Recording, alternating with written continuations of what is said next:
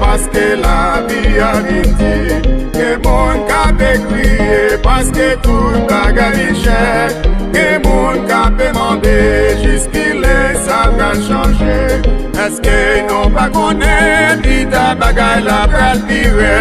Tale pou ka bachete, va pou genyon son amèw. Tale pou ka manje, va pou genyon son enfant. Si ou vle aksepte, tout bagay pral bel pou. Men si ou pa aksepte, raje kompran persekite. La mer pral tourne san, rivière yo pral tourne san. La lune pral tourne san, soleil la pa lumière. Ou même qui sans Jésus, qui côté ou pral caché. Tellement ça pral terrible, pas de côté pour cacher. Tale pou ka bachete, va pou genyon son amèw. Tale pou ka manje, va pou genyon son enfant. Si ou vle aksepte, tout bagay pral bel pou.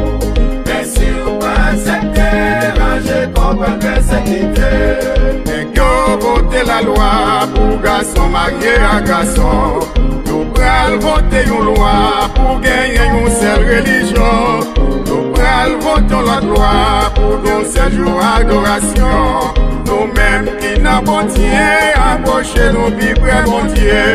Tale pou ka bachete, va pou genyon son amèw. Tale pou ka manje, va pou genyon son enfant. Si ou vle aksepte, tout bagay pral bel pou. Men si ou pa aksepte, raje kompran persekite. Ou mettez philosophe, ou te mettez illettré. Ou mettez millionnaire, ou te mettez malheureux. Nous gain pour exiger, pour qu'apporter Macbeth là. C'est 666, c'est lui-même qui sont la bête là. Tale pou ka bachete, va pou genyon son amèw. Tale pou ka manje, va pou genyon son enfant. Si ou vle aksepte, tout bagay pral bel pou. Men si ou pa aksepte, raje kompran persekite. Nous la pas exister, crédit 4 pral éliminer. Nous pral voter une loi pour tout le monde qui Macbeth là.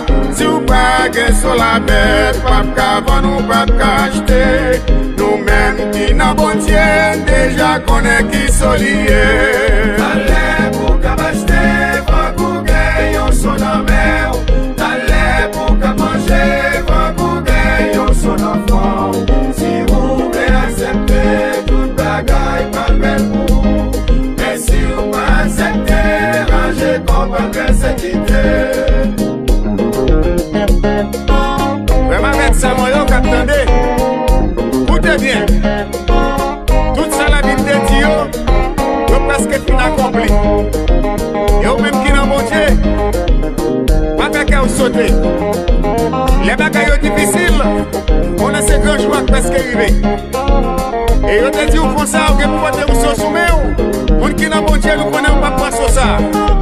T'es content parce que je délivre tout presque arrivé. Et me fait pas la guerre. Après la foi. Je dis non.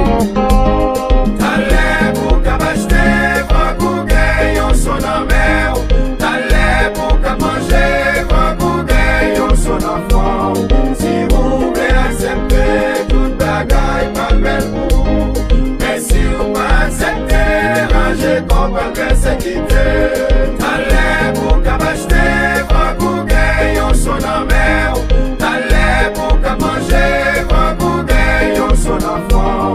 Si ou vle aksepte, tout bagay pral bel pou. Men si ou pa aksepte, raje kompran persekite. Men si ou pa aksepte, raje kompran persekite. Men si ou pa aksepte, raje kompran persekite. Men si ou pa aksepte, raje kompran persekite.